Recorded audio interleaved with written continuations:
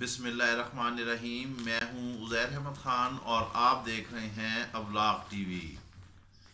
जरदारी ने जो कहा था वो कर दिखाया। उन्होंने पहले दिन ही कह दिया था कि गिलानी जो हैं हमारे सेनेट में अपोजिशन लीडर होंगे।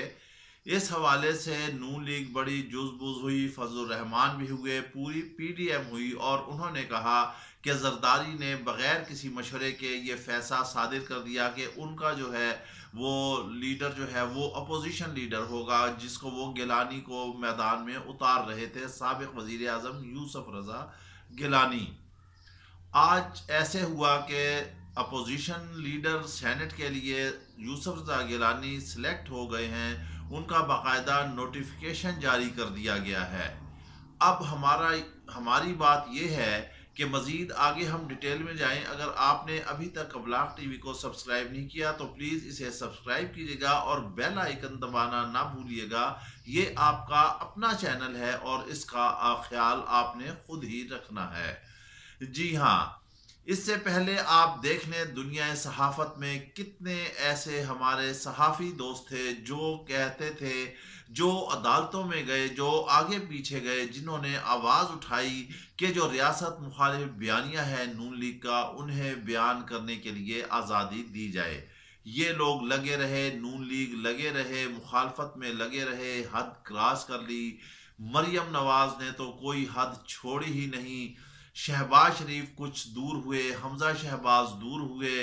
नवाज शरीफ, हमजा शहबाज, इसहाक डार, मरियम नवाज की टेलीफोनिक मीटिंग्स हुई, उसके भी कोई रिजल्ट नहीं निकले। नैब की तहकीक के दौरान बहुत अहम राज जो है वो अफशा हुए। नून लीग के हवाले से कौन कौन किस किस तरह राब्ते में रहा, ये लोग बहुत आगे जाते रहे। जब शहबाज शरीफ को ऐसे राब्तों का पता चला तो उन्होंने दूरी इख्तियार कर ली। हद यहाँ तक पहुंची थी कि नवाज शरीफ ने मरियम से कहा कि आप जो हैं कम से कम जाकर उससे, हमजा शहबाज से ही सियासत सीखें और उसको फॉलो करें, क्योंकि जितनी मरियम नवाज फास्ट फॉरवर्ड जा रही हैं सियासत में, इस वक्त आगे उसके कुछ भी नहीं है। ज़्यादा दौड़ने से, तेज़ चलने से और बहुत ज़्यादा ज़ुबान दराजी करने से कुछ भी नहीं हासिल होगा। हमारी सियासत का अलमिया ये है कि ये गाली से शुरू हो रही है आजकल और गाली पर ही ख़त्म हो रही है। एक दूसरे पर कीचड़ उछालना वतीरा बन चुका है। जरदारी ने कैसे कैसे किस तरह यूज़ किया, पीडीएम बनी, फजल रहमान आगे आए, उन्हें इस्तेमाल किया गया क्योंकि उनके पास शीट पावर थी। जब वो इस्तेमाल हुए, उन्होंने सेनेट के इलेक्शन आए, वहाँ पर सारे मसाइल हुए, अदम एतमाद हुई, पीपल्स पार्टी साथ साथ नज़र आई। फिर सेनेट का इलेक्शन हुआ, वहाँ पर हमने जैसा कि आपको पहले बता दिया था कि वहाँ पर 7 खून माफ़ होंगे और कौन कितने वोट लेगा, कितने वोटों से जीतेगा, इसके बारे में भी हमने बता दिया था। हमारे एक इंतहाई सीनियर मोहतरम उस्ताद हैं, उनसे हमने तजिया लिया, उन्होंने भी बताया। जब हमने उसे फॉलो किया तो बिल्कुल ही वही रिजल्ट आए जो हमने कहा था। कि हमने कहा था कि 7 खून माफ़ होंगे, तो 7 सिर्फ एक खून का इजाफा हुआ, सिर्फ उसमें 8 हुए और वहाँ से वोट वो रिजेक्ट हुए, मसाइल हुए। और सेनेट में फिर आगे से जो है उनका चेयरमैन सेनेट हमने कह दिया था कि संजरानी ही जीतेगा। यहाँ पर पीपल्स पार्टी ने अपना गेम प्लान दिखाया और एक दफ़ा फिर वो हुकूमत के साथ एक पेज पर आ गई और उनके ही उम्मीदवार को चेयरमैन सेनेट बनवा दिया गया। इस पर कहते रहे जनाब मरियम नवाज ने कहा कि अब अपोजिशन लीडर जो है वो हमारा होगा, तारड़ होगा, फला होगा, फिस्तान होगा। मगर क्या हुआ, कहाँ गया? आखिर में बिलावल ने भी यही कहा कि जो अक्सरियती जमात है उसका लीडर होना चाहिए। तो डेफिनेटली अक्सरियत में जो है वो पीपल्स पार्टी ही जा रही थी, क्योंकि गिलानी भी सेनेट में चेयरमैन बन चुके थे। और इस सिलसिले में क्या जरदारी ने कमाल की सियासी चाल खेली, तमाम जमातों को इकट्ठा किया, तमाम जमातों को इस्तेमाल किया, अपने उम्मीदवार को वोट दिलवाए और उसके बाद उन्होंने कहा, वही पहली बात थी कि हमारा ही जो है नुमाइंदा जो है वो अपोजिशन लीडर बनेगा सेनेट का। और आज सो वही हो गया है और यूसुफ रज़ा गिलानी का बाकायदा नोटिफिकेशन भी जारी हो चुका है। जो लोग रियासत के खिलाफ बोल रहे थे या जो लोग उनके हिमायती थे, जो बड़े बड़े चैनल्स पे आकर रातों को बैठकर सिर्फ यही डिस्कशन करते हैं, बल्कि डिस्कशन नहीं करते, वो ये कहते हैं कि वो ये फैसले दे रहे हैं और उनके फैसलों के मुताबिक होगा, मगर आज वो फिर बगले झांकते हुए नजर आ रहे हैं। हमें तो एक चीज ही नहीं समझ आती कि ये चैनल मालकान जो लाखों रुपए की तनख्वाहें अता कर रहे हैं, इन्हें अतिया ही दे रहे हैं और क्या दे रहे हैं, और तजिए इनके देखें कैसे गलत निकलते हैं। यहाँ हमें नाम लेने की किसी की जरूरत नहीं है। मुखालफत बुराई मुखालफत भी हम नहीं कर रहे, तनकीद बुराई तनकीद भी नहीं कर रहे, लेकिन तनकीद बुराई तामीर हम जरूर कर रहे हैं। अवाम जानती है ये सोशल मीडिया का दौर है, ये इलेक्ट्रॉनिक मीडिया का दौर है, इसमें एक एक लम्हा आपका जो है वो कैच हो जाता है, वो रिकॉर्ड हो जाता है, और सोशल मीडिया इतना तेज है कि फौरन क्लिप लगाकर आगे डाल देते हैं कि किस सहाफ़ी ने क्या तज्जिया दिया था और किस वक्त में क्या कहा था। वो सारी चीज़ें ऑन द रिकॉर्ड है। भले बाद में ये सारे कहते रहे कि हमारे बयान को तोड़ मोड़ कर पेश किया गया, तोड़ मोड़ कर नहीं, जो मैं बोल रहा हूँ इस वक्त, जो मैं अल्फाज कह रहा हूँ इस वीलॉग में, जो मैं बता रहा हूँ वो ही आगे जा रही है। अगर इसके बाद मैं कहूँ कि मेरे मतलब को तोड़ मोड़ कर बयान किया गया तो ये एक गलत बात होगी। ये वीलॉग इस लिहाज से भी अहमियत का हामिल है कि हम गुज़िश्ता दिनों से लेकर अब तक जो भी सियासत का सुनैरियो अपने नाज़रीन और क़ारीन के सामने हम रखते आए हैं, वो ही डे बाय डे जो है वो सामने आता रहा है और वो सच साबित होता रहा है।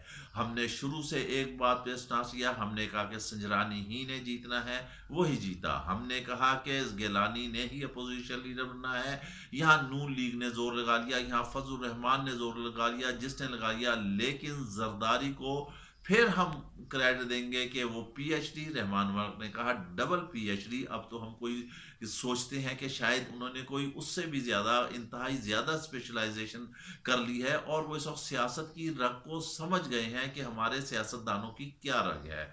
वो डिप्लोमेसी से चले, उन्होंने पसे पर्दा हुकूमत से भी हाथ मिलाया, उन्होंने पसे पर्दा इस्टेब्लिशमेंट के भी मंजूर नज़र बने, और क्या हुआ, जो रिवायती हरीफ थे नून लीग आज कहीं दूर खड़ी हुई है।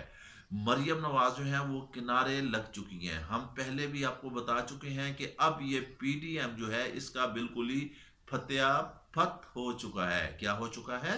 फतेहा फत हो चुका है, और ये टूट चुकी है, ये खत्म हो चुकी है।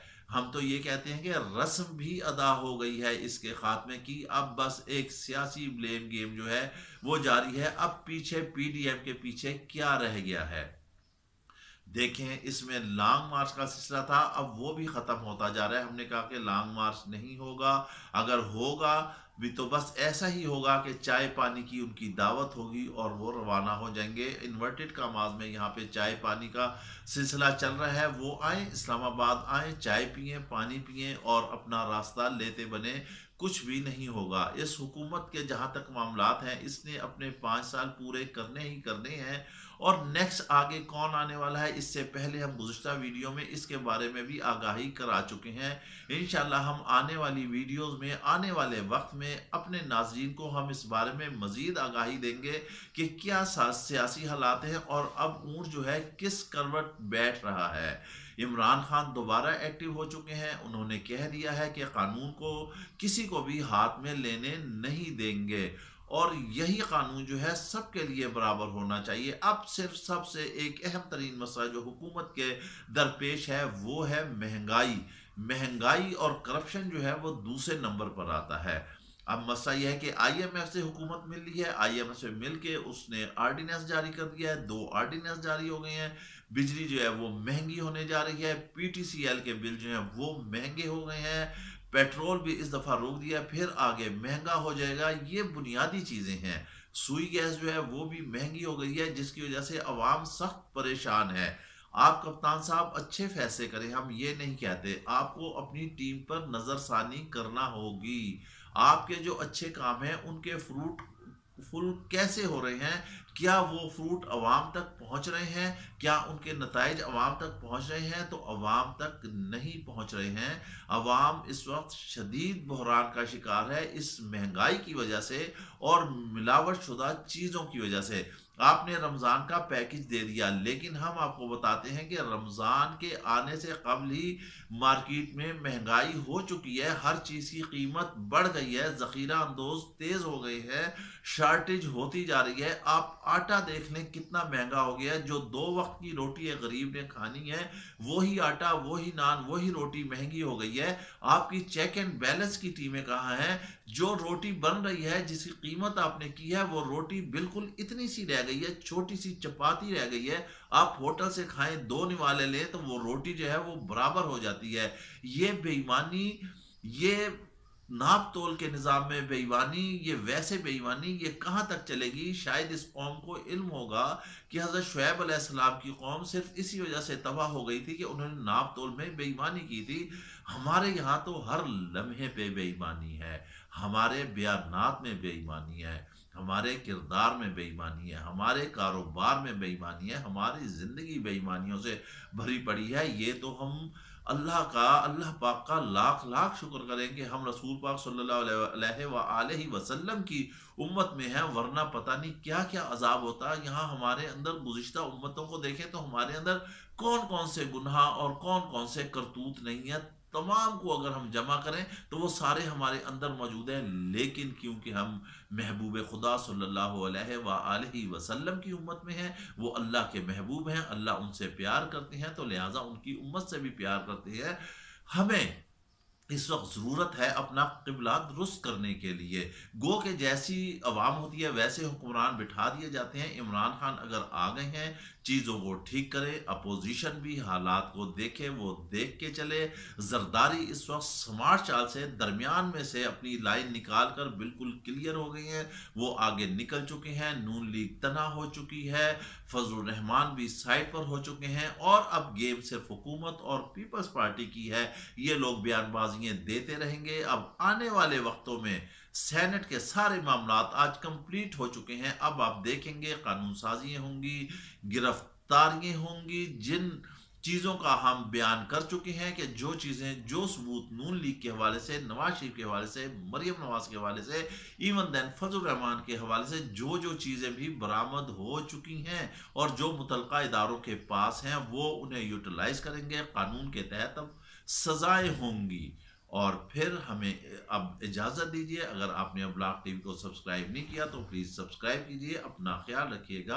अल्लाह हाफिज़।